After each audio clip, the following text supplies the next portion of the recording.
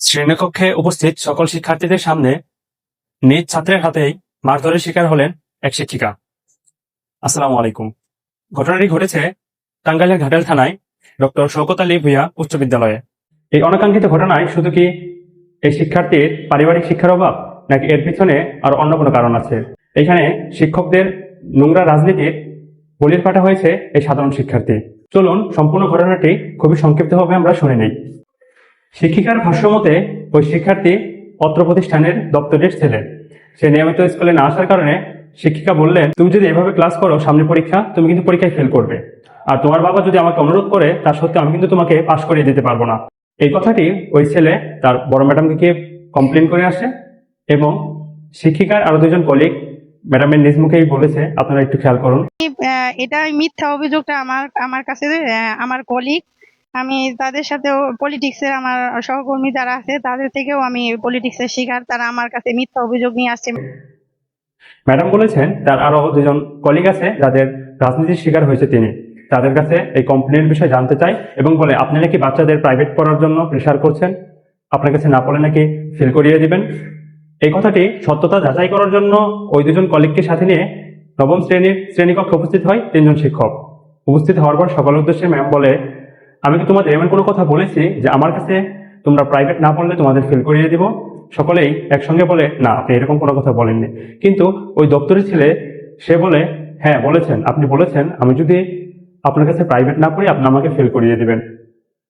এক পর্যায়ে ম্যামের সঙ্গে তার কথা কাটাকাটি হয়, সে চোখ রাঙায় ম্যামের সঙ্গে তুই তকারি কথা বলে, তখন ম্যাম রাগান্বিত হয়ে তার গালে একটি চড় মারে। আর তখনই ঘটে যায় অনাকাঙ্ক্ষিত ঘটনাটি। চড় মারার কারণে সেই শিক্ষার্থীও সকলের সামনে তার ম্যাডামের গালে একটি চড় মারে এবং তার হাতেও কয়েকটি ঘুষি মারে। এই জন্য এলাকাবাসী এবং আরো অন্যান্য সকল মানুষ যখন ফুঁসে উঠেছে, তখন একটি সালিশ বসেছে আর সালিশের মাধ্যমে তার বিচার করা হয়।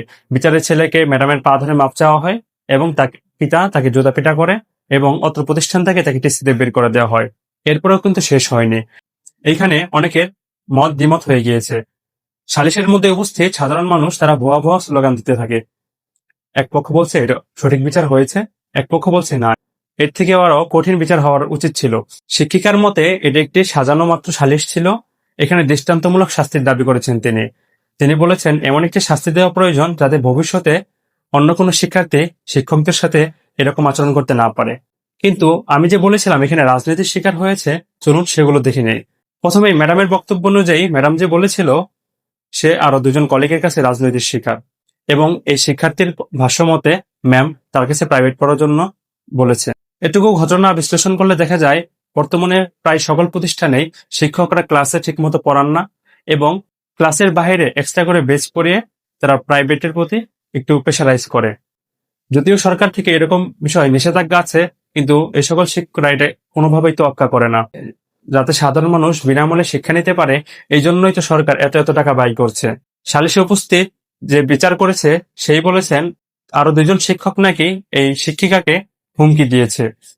এই বিষয়টিও প্রধান শিক্ষকের কাছে আবেদন জানিয়েছে, তারা যেন এই বিষয়টি দেখে। তো সব মিলিয়ে দেখা যায় যখন কোন একটি নতুন শিক্ষক প্রতিষ্ঠানে আসে, নতুন শিক্ষক সাধারণত বেশি পরিশ্রম করার আগ্রহী থাকে এবং কেউ কোনো একটি কোশ্চেন করলে কোনো শিক্ষার্থী অভিনব কায়দায় বোঝানোর চেষ্টা করতে থাকে এবং খুবই সুন্দর করে বোঝাতে পারে।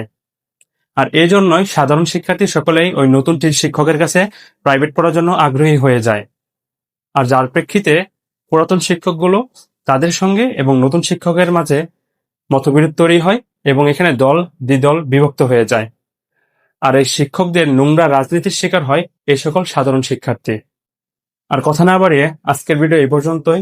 সুখ এবং শান্তিতে নিজের জীবনকে উপভোগ করতে আমার চ্যানেল আপনি পেয়ে যাবেন সামাজিকতা এবং মোটিভেশনাল ভিডিও। সাথে থাকবেন, ভালো থাকবেন। আসসালামু আলাইকুম।